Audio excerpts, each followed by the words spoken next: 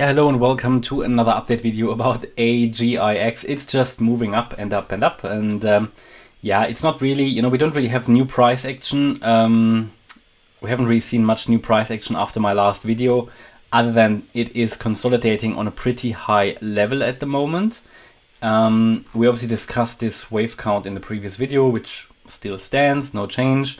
Be aware, I think that might not have come across so well in the last video, that with this count here, a 1, 2, 3, 4, 5, we are really only finishing off the third wave here, the fifth wave of a third wave. And then there should, in an ideal case, be a fourth wave afterwards, should be a clear one, and then a fifth wave. So this can still go higher, which means any Deegans might want to buy into wave 4. Now, again, at the moment, I have no evidence that this fifth wave of the third is already complete. But what it should certainly do, I can measure the length of the... Let's just do that. Let's just measure the length of the third wave. And I need to start, though, exactly down there at the low of the wave 2. So this was the lowest point. The lowest point was here at around 3.7 cents, yeah. And then you go all the way and measure to the high, which was here at around 47 cents. Yeah, just need to double check. Yeah, and then we're looking at the retracements, and this the fourth wave here, let's assume the top is in. Again, I don't assume it at the moment. We don't have any signal. Yeah, so it can be in because it has moved up enough, but there is no sign it's stopping at this stage. Now, if it does, it can go into the region between 36.7 and 25.3 cents. So that would be an ideal target for a fourth wave. Now, important is that, of course, it doesn't need to find support there, but it's a trade setup. It's a setup where you could go long here to trade the fifth wave. It has rallied a lot, yeah, but it will also be quite a substantial retracement. Now, that's of course not guaranteed that these support areas are holding, but if it does, you can trade a fifth wave and you have a decent reward to risk ratio. But that's just a suggestion. Of course, you need to make those decisions yourself. But that's sort of based on the Elliott wave method and Fib levels, where this wave should hold support.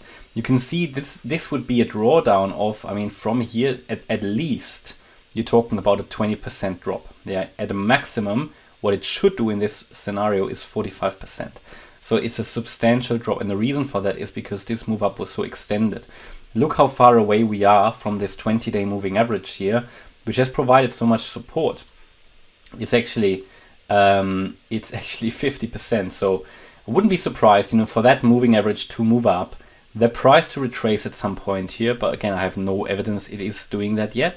But if it does, then to hit support where the 20-day moving average is, because it has provided support along the way here, and also with this latest low here on the 1st of Feb or 31st of January.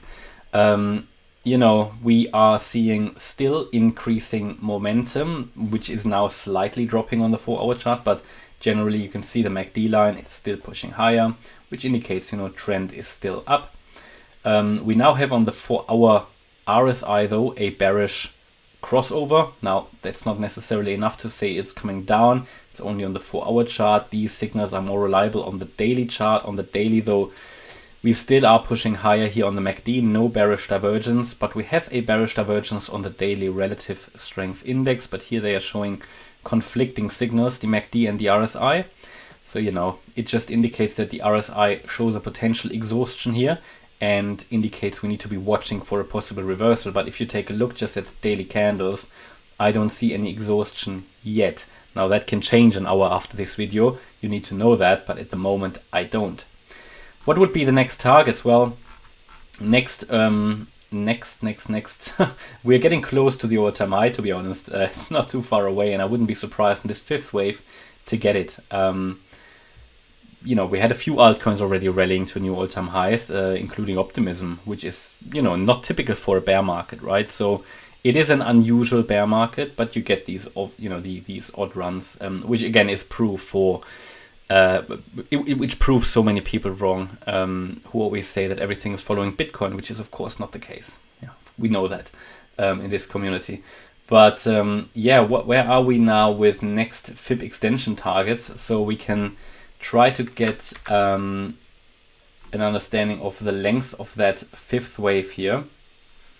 And for that, we take the FIB extensions and we take the length of the third wave, go to the low of the fourth. And again, there's a bit of a debate where did that, where did the fourth wave end? Was it a triangle? Did it end there, where it hit our trend reversal area? So I think we could rather go to the lower end, and then we talk about, what are targets? I mean, we have now reached we've broken the 1-to-1 ratio anyway. The 1.618 extension is the 48.3 cent level.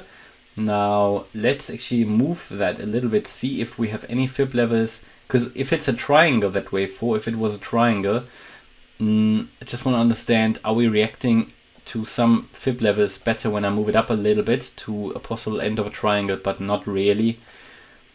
Might leave it like that actually. Then we had an ABC running,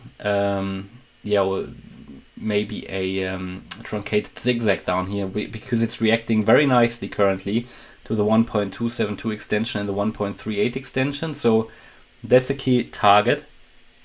Next target would be 50 cents, the 1.618 extension. Okay, that's my update about AGIX Singularity Net. Hope you liked the update. If you did, please hit the like button, leave a comment and subscribe. And if you really like the content, please check out the channel membership. Thanks a lot for watching. Bye-bye.